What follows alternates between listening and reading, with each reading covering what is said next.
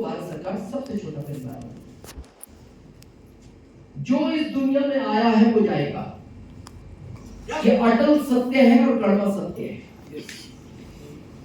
जानते सब है, मानने को तैयार नहीं है।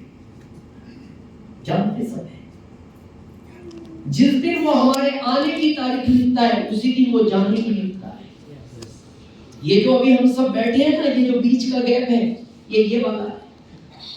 ये अभी हम सब जो है ना आरएसी में जी रहे हैं। एक रेलवे में टिकट मिलता है आरएसी, और आप टीटी को जाके पूछना, सर मेरे को बॉम्बे तक जाना था, आरएसी है? वो कहता घबराओ मत, अगले स्टेशन तक कंफर्म हो जाएगा। किसी दिन भी ये टिकट कंफर्म हो सकता है, किसी दिन भी। डेली कई हजार लोगों का कंफर्म करता है वो टिकट, कई हजार का। 1 मिनट में 2 लोग तो भारत में अटैक से मरते हैं डेली। 1 मिनट में 2। शुगर वाले अलग हैं, बीपी वाले अलग हैं, एक्सीडेंट वाले अलग हैं, नॉर्मल डेथ अलग है, कई हजार। बहुत ध्यान से समझना अरसीम की क्या आवश्यकता है। ये घटना एक दिन घटेगी, पता सबको है। दुख इस बात का नहीं है घटना घटेगी, दुख इस बात का है पिता के कहते ये घटना घटेगी। हमारे यहाँ क्या रिवाज है, आखिरी टाइम पे बेटा अपने पिता को कंधा देता है, वहां तक सब अच्छा है और ये होगा, होता है। अभी पता है दुख का विषय ज्यादा क्या है, जब पिता बेटे को कंधा देता है उस दिन वो पिता टूट जाता है अंदर से। जिस दिन वो, और भगवान कभी किसी के सामने ऐसी घड़ी ना लाए कि पिता को बेटे को कंधा देना पड़े। और ये आज की तारीख में सबसे ज्यादा है, पिता घर में बैठा है, बेटा नहीं रहा। और उसका कारण क्या है, उस लॉजिक को समझो। आपने कभी सुना है एक ट्रेन पटरी पे जा रही है, पटरी से उतरी, 5 किलोमीटर खेत में चली, एक गांव में गई और 5 लोग मार दिए? नहीं, कभी नहीं हुआ। कभी आपने नहीं सुना एक ट्रक हाईवे से उतरा, 20 किलोमीटर खेत में चला, एक गांव में 5 लोगों को मार दिया? तो इसका मतलब क्या है, घर में यही तो है, यही तो घर में है। तो इनके साथ घटना नहीं घटेगी, घटना घटेगी इसके साथ जो हाईवे पे कार से दौड़ रहा है, जो ट्रेन में भाग रहा है इस परिवार के लिए, जो उस बाइक पे था जिसको 120 की स्पीड की कार ने उड़ा दिया रास्ते में। घटना इसके साथ घट गई है। यही तो दुख का विषय है। ये दुख का विषय नहीं है कि पिता चले गए, ये तो जाएगा, हम भी जाएंगे,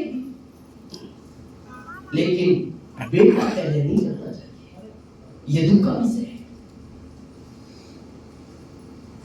चलो घटना घट गई, इस परिवार का जिम्मेदार कौन है? जो लोग बहुत सीरियस नहीं मानते ना अरसीम को, हम आपसे एक प्रश्न पूछना चाहते हैं, इस परिवार का जिम्मेदार कौन है? जो लोग कहते हैं जॉब, हम जॉब को बुरा नहीं कह रहे। मान लो आईएएस बन गया आपका बच्चा, 3 लाख सैलरी है, 3 लाख, बत्ती मिल गई, बिजली बत्ती की गाड़ी भी मिल गई, सिक्योरिटी गार्ड भी मिल गए, पत्नी को भी सब सुविधाएं मिल गई। जिस दिन ये घटना घटी, ये पद खाली हो गया। यस, निर्मल वालों, पद खाली हो गया आईएएस का। अब इस परिवार से इस पद पे किसको बैठाया जाएगा? किसी को नहीं। क्यों? फिर हम किस बात का सीना चौड़ा करके घूम रहे हैं इस भारत में कि मैं आईएएस हूं, मैं ऑफिसर हूं, मैं मैनेजर हूं, मैं प्रोफेसर हूं? फिर किस बात का सीना चौड़ा करके घूम रहे हैं? क्यों नहीं बैठाया जाएगा? क्योंकि रूल नहीं है, नियम नहीं है, क्योंकि पत्नी पढ़ी नहीं उस बारे में, बच्चे छोटे हैं, माता पिता बूढ़े हो चुके हैं, ठीक है मत बैठाओ। लेकिन जब ये आईएएस बना, इसने अपने बच्चों को 20,000 के स्कूल में पढ़ाना शुरू किया। माता पिता को शुगर, बीपी, हार्ट की प्रॉब्लम थी, 35,000 का इनका इलाज चलता है मेडिकल का। तो ये 3 लाख तो दोगे ना अब इस परिवार को हर महीने? कभी विचार करना, अगर इस बच्चे को ये पहले दिन पता होता ना कि मैं अपने पिता के पहले इस दुनिया से चला जाऊंगा, ये शायद अपने पिता को नहीं छोड़ता। अगर इस बच्चे को ये पहले पता होता कि मैं 18 घंटे पढ़ाऊं इस IAS बनने के लिए, 4 नंबर के चश्मे लग गए, और जब मेरे घर में मेरे बाद पैसा नहीं आएगा तो मेरे माता पिता तो बिना दवाई के वैसे भी तड़प के मर जाएंगे, तो शायद ये पढ़ाई ही ना करता। और दुनिया का कोई सिस्टम नहीं है ऐसा, ये खाली हमें एक अहंकार हो गया, सिर्फ अहंकार। ये लोग DCP में मैनेजर थे, इनको क्या जरूरत थी जॉब छोड़ने की? अत्री सर प्रोफेसर थे, क्या जरूरत थी उनको जॉब छोड़ने की? बहुत सारे लोग हैं भारत में, हमें क्या जॉब छोड़ने की जरूरत है? हमारे वाले 50,000 की इनकम पे हमारा सादा जीवन है, 50,000 में हम भी जीवन जी लेते। लेकिन आरसीएम की ताकत देखना, विषय गर्व का भी है, विषय दर्द का भी है। हमारे इस अभियान में एक लेवल होता है सफाया, और ये सारे सीनियर जानते हैं जहां इनकम होती है कम से कम 8 लाख रुपए पर मंथ, 9, 10 लाख, 12 लाख, कितनी भी हो सकती है। सबसे कम इनकम होती है TDS काट के 8 लाख। हमारे इस अभियान में छत्तीसगढ़ रायपुर से स्वर्गीय श्री रत्नेश जैन जी 44 साल उम्र थी, 44। पत्नी की उम्र 40 साल है, बेटी 11 साल की है, बेटा 5 साल का है, माता जी 75 साल की है और बाबूजी 80 साल के हैं। और इनके साथ कोई एक्सीडेंट नहीं हुआ। इनके धर्मगुरु कहीं से आ रहे थे, कॉलोनी के सारे लोग इकट्ठे थे, लगभग वहां 100 से ज्यादा लोग थे। बारिश का टाइम था, 3 बच्चे बाइक से आ रहे थे, उन्होंने ब्रेक लगाए, बारिश में बाइक स्लिप हो गई, वो कई लोगों से टकराई, कई लोग गिरे, आखिरी में जाके वो इनके पास से भी गई, ये भी गिर गए। 2 लोग बेहोश हो गए, इनको अस्पताल ले जाया गया, एक ठीक हो गए, घर आ गए, और 48 घंटे बाद डॉक्टरों ने इनको मना कर दिया। आइए घटना बड़ी नहीं थी। यहाँ देखना दुख का विषय क्या है, पिता है, यही तो दुख का विषय, पिता है, बच्चा नहीं रहा। आप विचार करो, स्वर्गीय श्री रत्नेश जैन जी किसी भी काम पे होते, आज इस परिवार का क्या होता। लेकिन आरसीएम की ताकत समझना, निर्मल वालों अगर समझ सको तो आज समझ ही ले।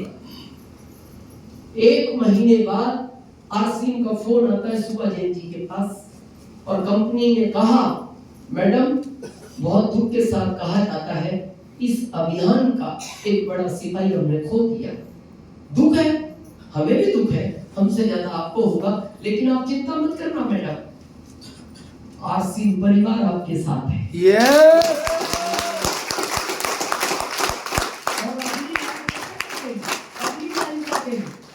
मैडम आप अभी अपना ध्यान रखो, अपने बच्चों का ध्यान रखो, अपने माता पिता का ध्यान रखो, आपको बाकी कोई ध्यान रखने की जरूरत नहीं है। और मैडम हमने आपको फोन इसलिए किया है कि स्वर्गीय रत्नेश जी जैन वाला पद खाली हो गया, क्योंकि सफायर होती, अब ये पद खाली हो गया क्योंकि स्वर्गीय श्री रत्नेश जैन जी नहीं रहे।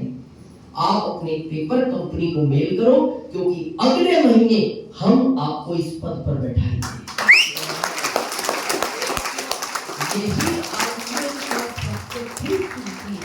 आरसीएम इसी चीज के लिए तो करना है। yes. और आज सुबह में आरसीएम की सफायर है। yes. आज सुबह में आरसीएम की सफायर है, और पिछले महीने का TDS काट के उनका जो लाभांश था वो 9,23,000 था। शायद निर्मल में कभी स्वर्गीय रत्नेश जैन जी नहीं आए। पता है क्यों नहीं आए? कारण समझना चाहते हो? yes. परिवार में सबसे ज्यादा बच्चे मां को प्यार करते हैं। स्वर्गीय श्री रत्नेश जैन जी सफायर इस बच्चे के जन्म के पहले बने, क्योंकि ये बच्चा उनको बाहर नहीं जाने देता था।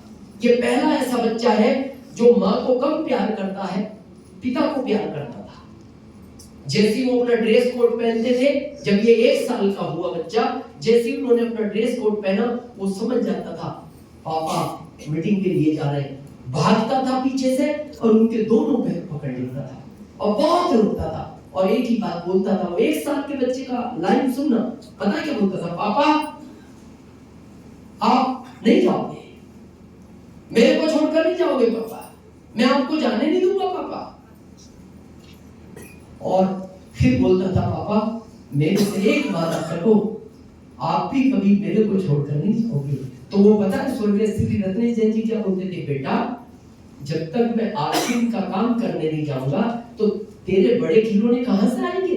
तो पता है वो बच्चा क्या बोलता था, मम्मी को कहो, मम्मी करेगी आरसीएम, मम्मी जाएगी मीटिंग देने, लेकिन आप नहीं जाओगे पापा, मैं आपके बगैर नहीं रह सकता। इसलिए वो बाहर नहीं जाते थे, छत्तीसगढ़ छोड़कर बहुत कम जाते थे।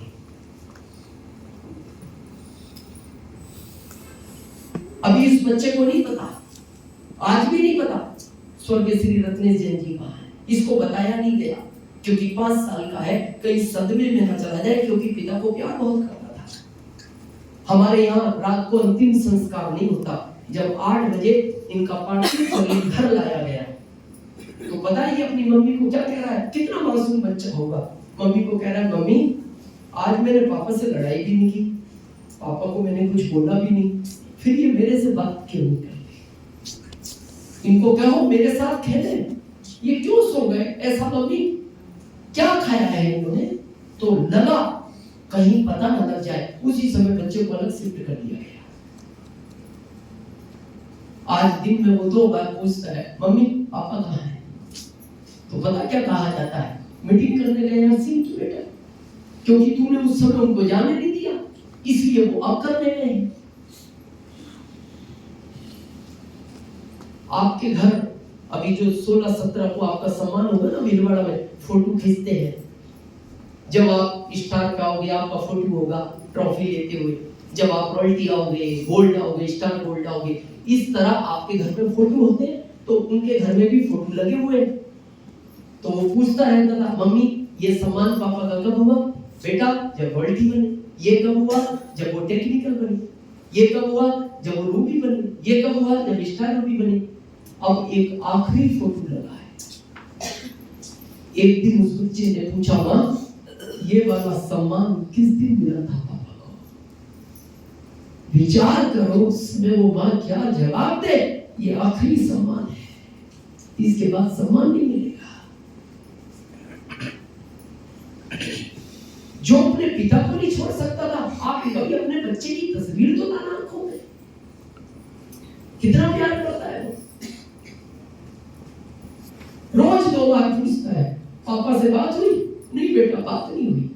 क्यों नहीं हुई मम्मी, बेटा वहां नेटवर्क काम नहीं करता। तो पता है उस बच्चे ने एक दिन क्या कहा अपनी माँ को, माँ मेरे को कोई भी आरसीएम के अंकल मिलेंगे ना, मैं उनसे पूछूंगा मेरे पापा ऐसे कहाँ चले गए जहाँ फोन नहीं लगता। तो उस माँ को पता लगा कहीं बच्चे को सच्चाई ना पता लग जाए, तो एक दिन पता क्या कहा, बेटा फोन लगता है रात के 2 बजे लगता है। तो एक दिन उसने कहा, माँ जब भी उनका फोन आए रात में मेरे को उठाना और कहना एक बार बेटे से बात करो, वो याद करता है आपको देख के। अभी एनिवर्सरी में आया था वो बच्चा दिल्ली, हम बहुत गए छत्तीसगढ़, हमारे साथ बहुत रहा वो बच्चा स्वर्गीय रत्नेश जैन जी के साथ, जब हम जाते थे मीटिंग करने। तो हमसे पता दिल्ली में क्या पूछा है, दिनेश अंकल मेरे पापा मिलते हैं क्या कहीं आरसीएम की मीटिंग में, क्योंकि मेरी मम्मी ऐसा बोलती है उनका फोन नहीं लगता अंकल, किसी दिन आपको मिले ना अंकल, आपके फोन से मेरी बात कराना, मैं अपने पापा के बगैर नहीं कह सकता। विचार कर एक बार क्या हो गया, हमें क्यों नहीं सोच पा रहे, हम आखिरी लाइफ में मीटिंग करना कर रहे हैं।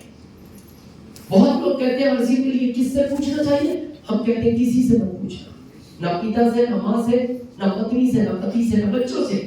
एक बार रूम में अकेले बैठना और अपने आप से पूछना, अपने आप से कि जिस दिन इस तस्वीर में से ये मेरा वाला चित्र हटेगा,